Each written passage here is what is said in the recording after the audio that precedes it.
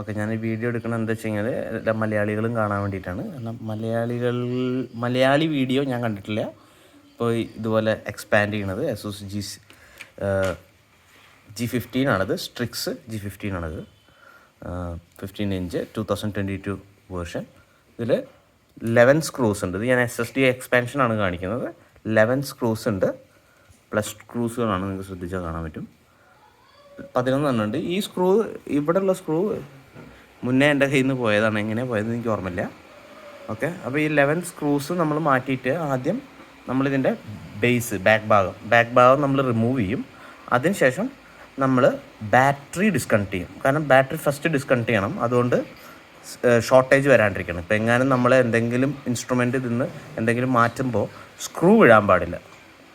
Screw വീണ് കഴിഞ്ഞാൽ short ആവാൻ സാധ്യതയുണ്ട്. സോ സ്ക്രൂ നമ്മൾ മാറ്റുന്നില്ല. പിന്നെ ഈ ഒരു സിസ്റ്റം, ഈ ഒരു സ്പെക്കിൽ വരുന്ന 2022 എഡീഷനിലുള്ള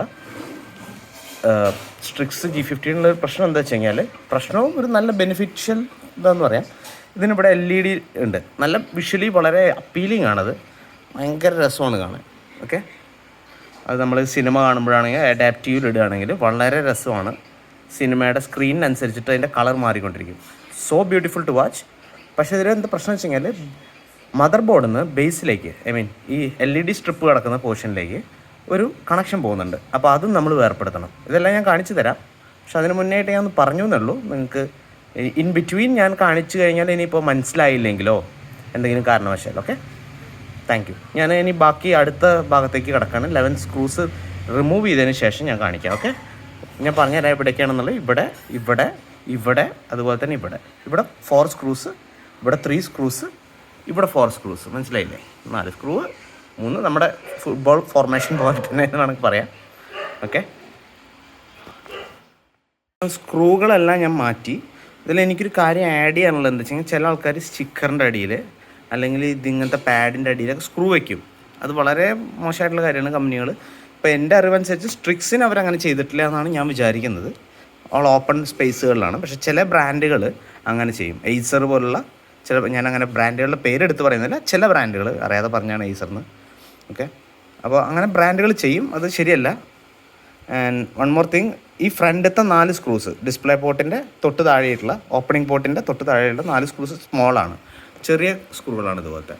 അതുപോലെ തന്നെ മിഡിൽ പോർഷനിലും ബാക്ക് പോർഷനിലും വലിയ സ്ക്രൂകളാണ്. അത് ഇടുമ്പോൾ ശ്രദ്ധിക്കണം. പിന്നെ ഊരുമ്പോൾ മുഴുവൻ ഊരി കിട്ടിയെന്ന് വിചാരിച്ചിട്ട് വലിക്കരുത്, പൊട്ടും, പണി കിട്ടും.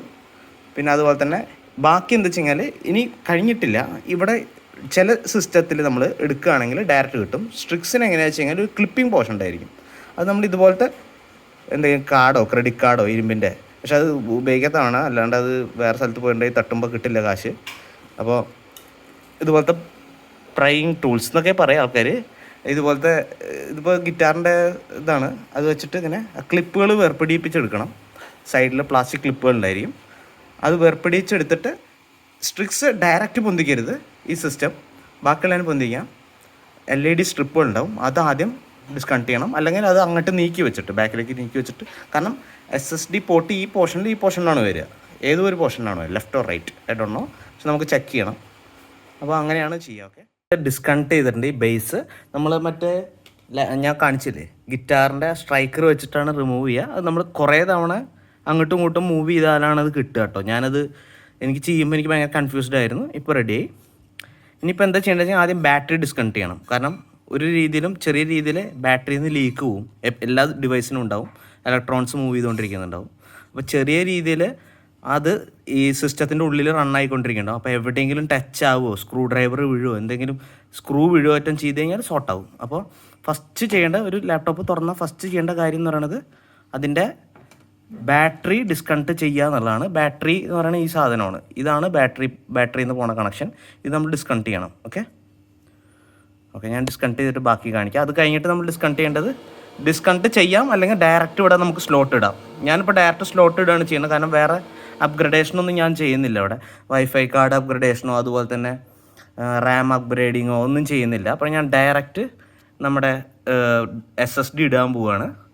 അപ്പോൾ ഞാൻ ആദ്യം ഡിസ്കണക്ട് ചെയ്യാൻ പോകുന്നത് ഇതാണ് ബാറ്ററിയിൽ നിന്ന് ഇതിലേക്ക് പോകുന്നത്, മദർ ബോർഡിലേക്ക് പോകുന്ന ചാർജാണ്. ഇത് ആദ്യം നമ്മൾ ഡിസ്കണക്ട് ചെയ്യണം. ഓക്കെ, ബാറ്ററി ഞാൻ റിമൂവ് ചെയ്തിട്ടുണ്ട്. ബാറ്ററി റിമൂവ് ക്ലിപ്പ് ബാക്കിലേക്ക് പുള്ള് ചെയ്യുക. ശ്രദ്ധിച്ചോളൂ. ബാറ്ററി ക്ലിപ്പ് ബാക്കിലേക്ക് പുള്ളി ചെയ്യുക, ഈ സിൽവർ കളറില്ലേ അത് ബാക്കിലേക്ക് പുള്ളി ചെയ്യുക, എന്നിട്ട് ഇത് ലിഫ്റ്റ് ചെയ്യുക, ഈ വൈറ്റ് കളർ ബാറ്ററി റിമൂവ് ചെയ്ത് കറക്റ്റായിട്ട് ഇവിടെ എഴുതി വെച്ചിട്ടുണ്ട്, നിങ്ങൾക്ക് കണ്ടറിയാം ബാറ്ററി എന്ന് എഴുതി വെച്ചിട്ടുണ്ട്, കണ്ടില്ലേ. ഇനി ഇത് 2 റാം സ്ലോട്ടുകളാണ്. ഇതിൻ്റെ അടിയിലാണ് നമുക്ക് റാം ആഡ് ചെയ്യാൻ പറ്റും. ഇപ്പോൾ 8GB 2 ചാനലാണ്, 2 ചാനലാണ് വരുന്നത് ഇതിൽ. 8GB 16GB നമുക്ക് ഒരെണ്ണം മാറ്റിയിട്ട് വേണമെങ്കിൽ 24GB മാറ്റാം, 32GB മാറ്റാം. അപ്ഗ്രഡേഷൻ ഉണ്ട്. പിന്നെ ബാറ്ററി ഇത് 90 Wh ആണ്. ഇത് നിങ്ങൾക്ക് മാറ്റാം, റീപ്ലേസ് ചെയ്യാം. ഈ സ്ക്രൂ മാറ്റിയതിന് ശേഷം ഈ സ്ക്രൂ മാറ്റിയതിന് ശേഷം മാറ്റാം. ഇനി നമ്മളിവിടെ നമ്മുടെ SSD ആണ് ആഡ് ചെയ്യാൻ പോവാണ്. ഓക്കെ, ശരി. SSDയുടെ ഇത് പറയുന്നത് P3+ ആണ്, 4th Gen ആണ്. ഇതിൽ 4th Gen പോവും. അത് നിങ്ങൾ ഒരു കാര്യം കൂടി ശ്രദ്ധിക്കാണ്ട്, 4th Gen പോവുമെന്ന് ഉറപ്പ് വരുത്തിയതിന് ശേഷം മാത്രം ആഡ് ചെയ്യുക കേട്ടോ, അല്ലെങ്കിൽ പണി പാളും. ഓക്കെ, ഇത് P3+ ആണ്. ഞാൻ കാണിച്ചു തരാം, ബാക്കി മനസ്സിലാവും. ഏതാണ്ട് സെയിം സൈസാണ് വരുന്നത്. സെയിം സൈസാണ് വരുന്നത്. ഇതിലൊരു സ്ക്രൂ വരുന്നുണ്ട്. കാരണം ചില ഡിവൈസുകൾ വെക്കുമ്പോൾ ഈ ത്രെഡ് കറക്റ്റാവില്ല. ഇവിടെ ഈ ത്രെഡ്, പക്ഷേ ഇവിടെ കറക്റ്റാവാനാണ് സാധ്യത. ഇനി നിങ്ങൾ കാര്യം ശ്രദ്ധിക്കേണ്ടത് വെച്ചാൽ ഈ പല്ല് കണ്ടില്ലേ, ഈ പല്ലിലാണ് ഈ പോർഷൻ വെക്കേണ്ടത്. ഓക്കെ, ഈ പോർഷൻ കറക്റ്റ് വെക്കണം, നല്ല റീഡ് ചെയ്യുള്ളൂ. ഓക്കെ, ഇത് ഞാൻ P3+ എടുക്കാൻ കാരണം വേറെ ഒന്നല്ല, ഫാസ്റ്റസ്റ്റ് അതാണ്. കാരണം അടുത്ത ജനറേഷൻ വരാൻ കുറച്ച് ടൈം എടുക്കും. അപ്പോൾ അതുവരെ ഒരു ഫ്യൂച്ചർ പ്രൂഫിംഗ് എന്നൊക്കെ പറയുന്ന പോലെയാണിത്. ഓക്കെ, കറക്റ്റ് പല്ല് കറക്റ്റായിട്ട് ഇട്ടിട്ടുണ്ട്, നിങ്ങൾക്ക് കാണാം. ഇനി നമ്മളിവിടെ ഇങ്ങനെ വയ്ക്കുന്നു, സ്ക്രൂ ചെയ്യുന്നു, അത്രേ ഉള്ളൂ. എന്നിട്ട് നമ്മൾ കംപ്ലീറ്റ് 10 സ്ക്രൂസ് ഇടുന്നു, ഓണാക്കി നോക്കുന്നു. ഓക്കെ, ഒരു കാര്യം കൂടി പറയാൻ വിട്ടുപോയി. സ്ക്രൂ ടൈറ്റ് ചെയ്യുമ്പോൾ വല്ലാതെ ടൈറ്റ് ചെയ്യരുത്. നമ്മൾ വളരെ ഉറച്ചിരിക്കേണ്ട സാധനമല്ല, അത് കറക്റ്റായിട്ടിരിക്കേണ്ട സാധനമാണ്. ഓക്കെ, അതുകൂടി ഞാൻ പറയാൻ വിട്ടു. കാരണം ഭയങ്കര ടൈറ്റ് ചെയ്താൽ ഇതിൽ പ്രഷർ വരും. നമ്മുടെ മെമ്മറിയാണിത്, അപ്പോൾ ഇതിൽ അധികം പ്രഷർ വരാൻ പാടില്ല. ഓക്കെ, കാണാൻ പറ്റും വെച്ച് കഴിഞ്ഞാൽ ഞാൻ സ്ക്രൂവിങ് എല്ലാം കഴിഞ്ഞു. അതിനുശേഷം നിങ്ങൾക്ക് കാണാം ഡിസ്ക് മാനേജ്മെൻറ്റ് എന്ന് പറയുന്ന ഇതുണ്ട്, system storage disk and volumes. അതിൽ പോയി കഴിഞ്ഞാൽ നിങ്ങൾക്ക് ഇവിടെ കാണാം ഡിസ്ക് 1 നോട്ട് ഇൻസ്റ്റാളൈസ്ഡ്, ഓൺലൈനാണ്, ഹെൽത്തിയാണ്, അത് ഇൻസ്റ്റാളൈസ് ചെയ്യണം. ഓക്കെ, അത് ചെയ്ത് കഴിഞ്ഞാൽ കണ്ടാവും. ഓക്കെ, ഞാനൊരു കാര്യം കൂടി ആഡ് ചെയ്യാൻ വിട്ടുപോയി. ഇതിൽ നിങ്ങൾക്ക് ലേബൽ ചെയ്യാം എന്താണ് വേണ്ടതെന്ന്. ഞാനിപ്പോൾ ഇതിനെ ആഡ് ചെയ്യുന്നത് ആദ്യം മതിയല്ലേ, ആദ്യം. ഓക്കെ, ഇത് NTFCയിൽ എടുത്തിട്ട് ഫോർമാറ്റ് ആദ്യം കൊടുക്കണം, നല്ലത് എലക്കേഷൻ ചെയ്യുള്ളൂ. ഓക്കെ, ചെയ്യാൻ ആഡ് ചെയ്തുള്ളൂ. പാരാമീറ്റേഴ്സ് അറിയാം correct. Okay, let me try 1 more time. നമുക്കിനി സ്റ്റോറേജിൽ പോയി നോക്കി നോക്കാം. കണ്ടില്ലേ, ആഡ് ചെയ്തിട്ടുണ്ട് 931 GB. ഞാൻ പറഞ്ഞിട്ട് 1 TB കിട്ടില്ല, അതതിൻ്റെ ബാക്കി വരുന്ന സോഫ്റ്റ്വെയർസാണ്. വെച്ച് കഴിഞ്ഞാൽ സ്റ്റോറേജിന് തന്നെ ഒരു ഫയൽ സിസ്റ്റം ഉണ്ടാവും, അതൊക്കെ എല്ലാം കൂടിയിട്ടാണ് അത്ര പോർഷൻ പോകും. ആഡ് ചെയ്തിട്ടുണ്ട് കേട്ടോ.